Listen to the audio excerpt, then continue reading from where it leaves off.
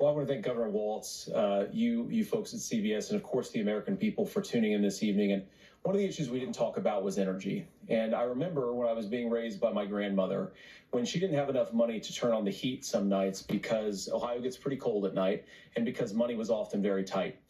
And I believe, as a person who wants to be your next vice president, that we are a rich and prosperous enough country where every American, whether they're rich or poor, ought to be able to turn on their heat in the middle of a cold winter night. That's gotten more difficult thanks to Kamala Harris's energy policies. I believe that whether you're rich or poor, you ought to be able to afford a nice meal for your family. That's gotten harder because of Kamala Harris's policies.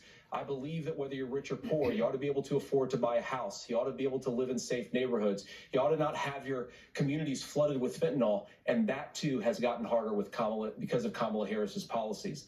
Now, I've been in politics long enough to do what Kamala Harris does when she stands before the American people and says that on day one, she's going to work on all these challenges I just listed.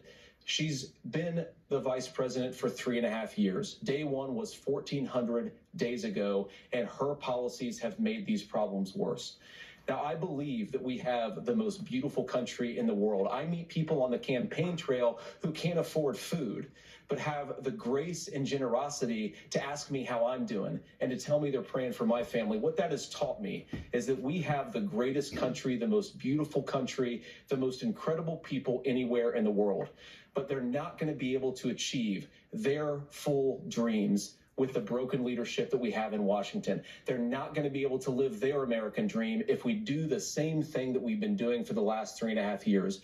We need change. We need a new direction. We need a president who has already done this once before and did it well. Please vote for Donald Trump. And whether you vote for me or vote for Tim Walz, I just want to say I'm so proud to be doing this, and I'm rooting for you. God bless you, and good night. Senator Vance, thank you.